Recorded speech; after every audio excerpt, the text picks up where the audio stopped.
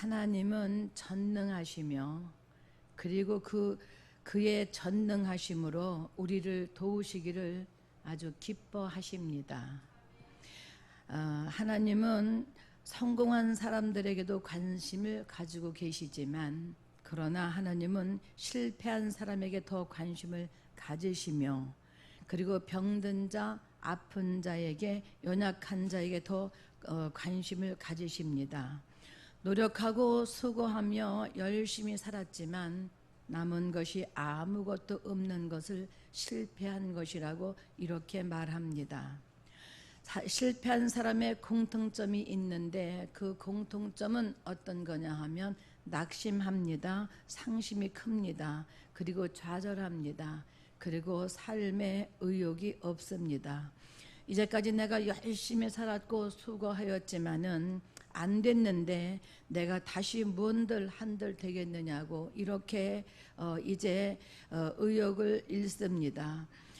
이제 의욕 상실이나 아니면 좌절이나 낭망하고 실망합니다. 그래서 그들에게는, 실패한 사람들에게는 소망이 없습니다.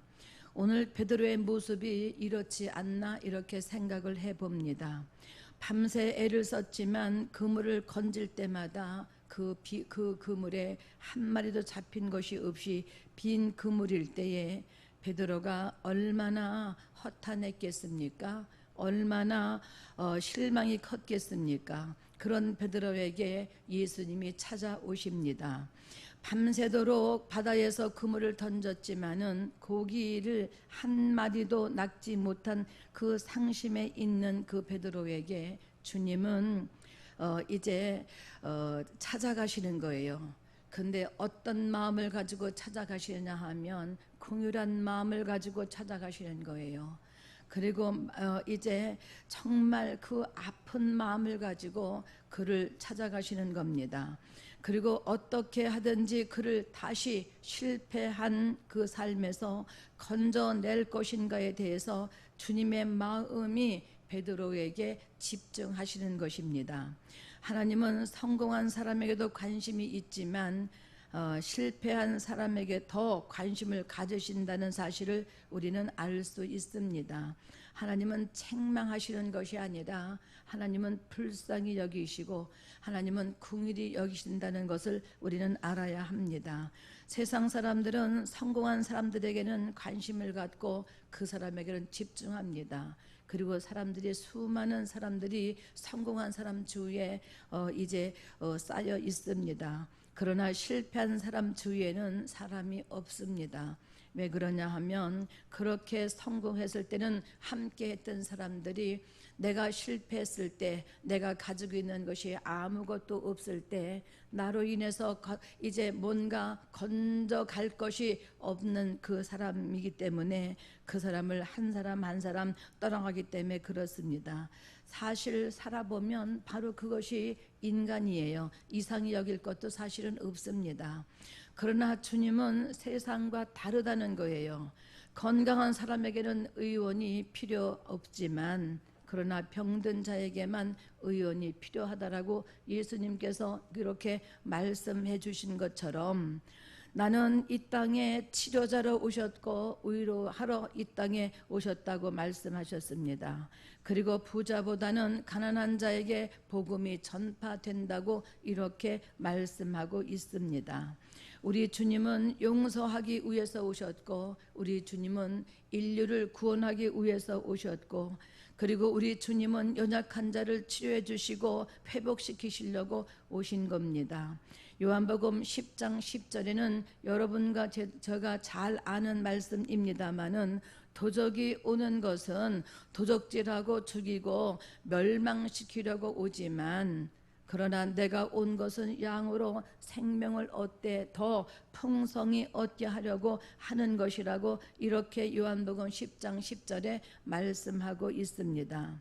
주님은 생명이 있는 자들에게 오신 것이 아니라 생명이 없는 자에게 오셨고 마음이 곤고한 자에게 오셨습니다. 실패한 사람, 연약한 사람에게 오셔서 그 사람을 일으켜 세우셔서 풍성한 삶을 살도록 하기 위해서 주님은 이 땅에 오셨습니다. 그래서 약한 자의 하나님, 연약한 자의 하나님인 것을 아셔야 합니다. 우리 모두는 연약합니다. 그래서 하나님이 절대적으로 필요한 사람들입니다. 날마다 그분의 도움을 받아야 할 사람들입니다. 그날도 아무것도 얻지 못한 빈 그물만 가지고 있는 베드로에게 주님이 찾아오셔서 베드로의 삶을 풍성하게 만들어 주셨습니다. 어쩌면 자기 일생에 베드로가 실패한 그날 주님을 만남으로 말미암아 자기 인생에 가장 많은 고기를 잡은 날인지도 사실은 모릅니다. 자기의 경험과 지식으로 그물을 던질 때에는 수고만 있을 뿐이지 얻은 것이 아무것도 없었지만은 주님의 말씀에 순종해서 다시 바닷가로 가서 깊은 데 가서 그물을 내릴 때 정말 그때에는 고기를 잡은 것이 너무 많아서 그물이 찢어질 정도라고 성경은 오늘 본문에 그렇게 말씀하고 있습니다.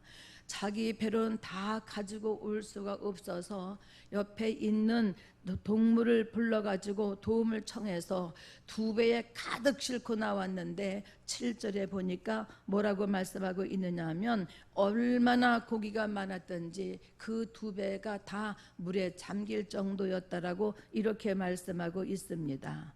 실패한 베드로에게 예수님이 성공의 비결을 이제 가르쳐 주셨습니다. 그 비결은 어떤 거냐 하면 깊은 데로 가서 그물을 내려 고기를 잡으라고 하는 4절의 말씀입니다 하면 입니다만 그것보다 더 중요한 것이 어떤 것이냐 하면 여러분 그 말씀에 순종하는데 즉시 순종하는 말씀이 성공의 비결이라고 하는 거예요.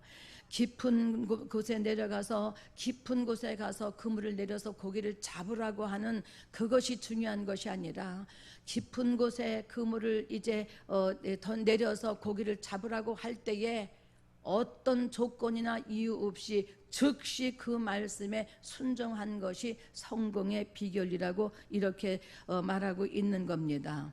실패한 사람의 특징이 있는데 첫 번째는 어떤 거냐 하면 구구절절의 이유가 많은 거예요.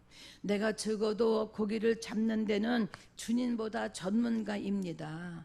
이 바다에서 내가 잔뼈가 굵었습니다. 나는 이 방면에 오랜 경험을 가지고 있습니다. 그리고 고기를 낚는 노하우도 나에게는 있습니다. 그리고 나에게는 기술도 있습니다. 그런데 이미 내가 밤이 맞도록 밤새도록 내가 다 해봤는데 그런데도 내가 실패했습니다. 이제 실패한 사람은 자기 이론에 매여서 한치의 앞도 바라보지 못합니다. 그래서 자기 고집을 가지고 이제 우깁니다. 자기의 환경 가운데 붙잡혀서 남의 말이 들리지 않습니다. 자기의 말만 고집하고 자기의 경험과 자기의 지식과 자기의 이론만 이유로 내세웁니다. 그리고 실패한 사람의 두 번째 특징이 있는데 그것은 핑계를 대는 거예요. 누구 때문에 이렇게 되었다라고 다른 사람에게 핑계를 댑니다. 정부의 시책이 잘못돼서 그렇습니다. 사람을 잘못 만나서 그렇습니다. 내가 때를 잘못 만나서 그렇습니다. 나에게 지속적으로 누가 지지해 주지 않았기 때문에 그렇습니다. 환경을 탓하거나 남을 탓하는 것이 여러분 이제 실패한 사람의 이유 중에 하나입니다. 그러나 주님이 베드로에게 그 실패한 현장에서 정말 빠져나와 성공의 자리로 오는 비결을 이제 가르쳐 이제 주실 때 즉시 주님의 말씀에 베드로는 순종했다고 하는 사실을 우리는 유념해야 합니다. 성공하는 사람의 비결은 어떤 거냐 하면 주께로 깨달은 즉시 이제 나아갑니다. 주의 말씀에 귀를 기울입니다. 그리고 주께 구하는 사람입니다. 주께 도움을 청하는 사람입니다. 이런 사람이 이제 실패를 딛고 일어나는 사람이에요. 다시 일어날 때는 이전보다 더 큰 것을 가지고 일어나게 됩니다. 베드로가 위대하다고 하는 것은 5절의 말씀이에요. 선생님, 우리들이 밤이 새도록 수고하였으되 잡는 것이 없었지만은 말씀에 의지하여 내가 그물을 내리리이다. 이 대목입니다. 말씀을 의지하는 것이 우리들이 정말 중요한 겁니다. 우리가 믿는데 무엇을 믿어요? 말씀을 믿지 않습니까? 우리가 약속을 우리가 가지고 있는데 어떤 약속을 가지고 있느냐 그 말이에요. 말씀으로 우리에게 약속하셨고 말씀으로 우리에게 언약을 하셨는데 그 약속을 가지고 있는 우리가 그 약속이 나에게 올 때에 내가 순종하지 않으면 하나님을 만날 수 없고 하나님을 경험할 수 없습니다. 내 이론 필요 없습니다. 내 지식 필요 없습니다. 내 경험 필요 없습니다. 내가 많은 사람들을 알고 있는 것 우리는 필요하지 않습니다.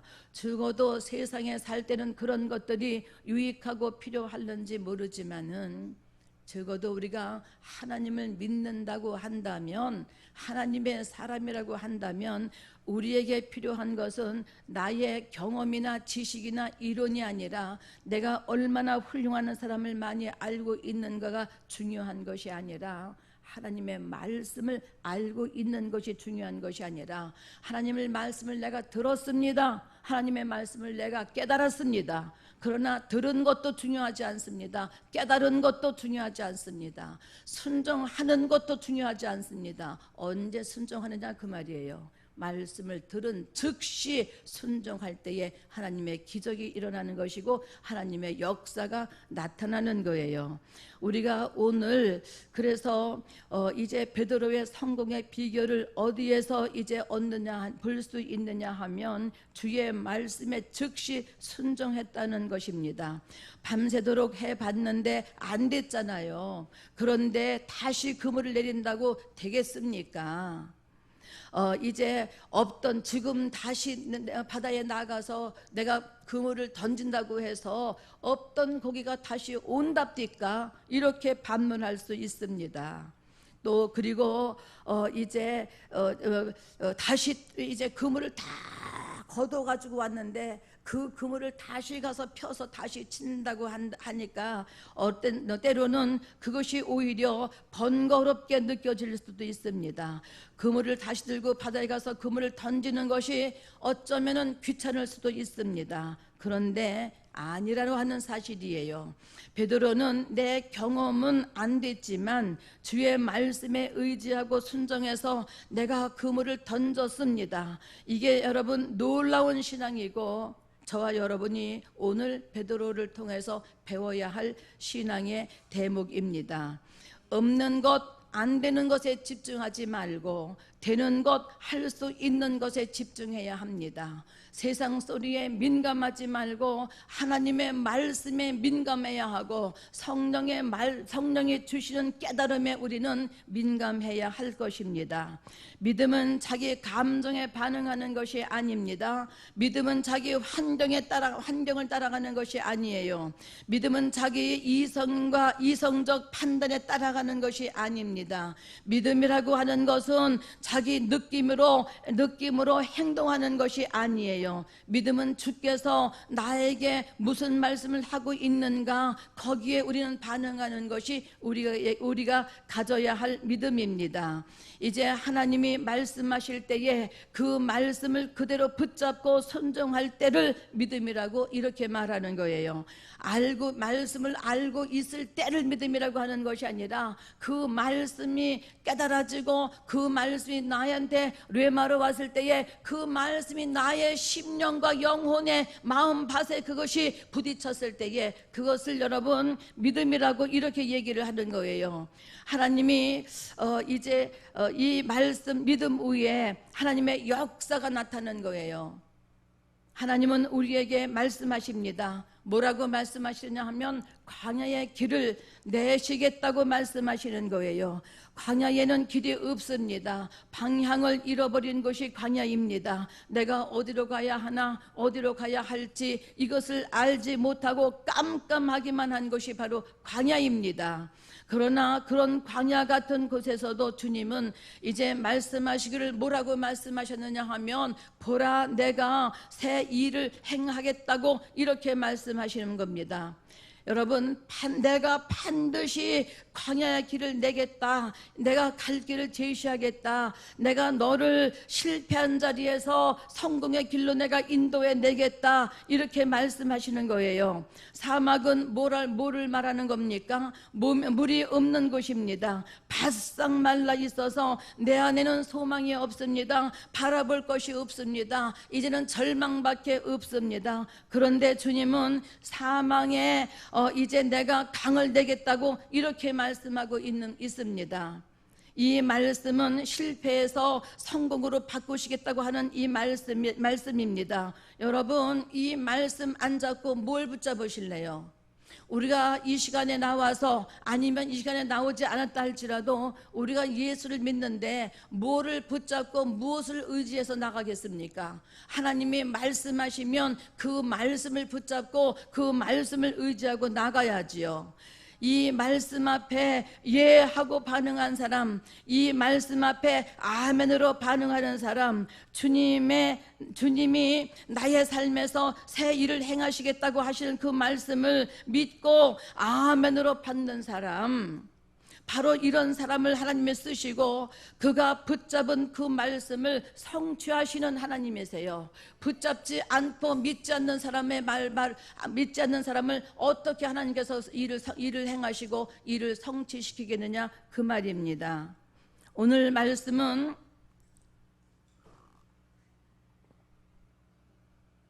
쉽습니다. 간단합니다. 흔히 들을 수 있는 말씀입니다. 그런데 오늘 말씀은 굉장히 중요한 말이에요. 오늘 말씀은 여러분 정말 중요한 말씀이에요. 환경과 자기 감정을 의지하는 사람은 하나님이 역사하시지 않습니다. 내 삶의 길을 정말 그것도 새 일을 이제 정말 내실 줄 믿습니다, 이렇게 고백하는 사람, 내 삶에 영원히 목마르지 아니하는 물을 마시게 할 줄 믿습니다, 이렇게 고백하는 사람, 내 배에서 날마다 생수의 강이 흘러 넘치기를 소원합니다, 이렇게 기도하는 사람, 여러분 이런 사람들을 통해서 하나님은 역사하시는 거예요. 믿음은 기적을 경험하는 거예요. 믿음은 주의 역사를 경험하는 거예요. 믿음은 주님이 일하시는 것을 내가 경험하는 거예요.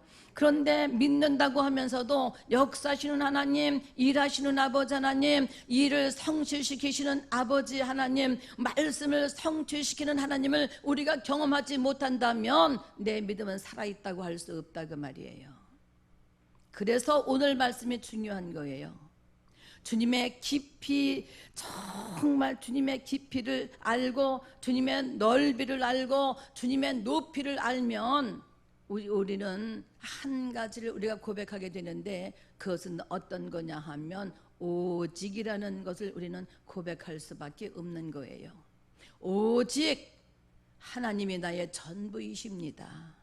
오직 성삼위일체 하나님께서 내 일을 아심으로 말미암아 성취시키십니다. 오직 예수, 오직 성령, 오직 정말 우리는 그리스도를 우리는 정말 고백할 수밖에 없습니다. 그러므로 말미암아 저와 여러분은 오늘 정말 주님을 깊이 만나서 주님으로부터 크고 작은 모든 문제를 해결을 받으시기를 예수 그리스도의 이름으로 축복합니다.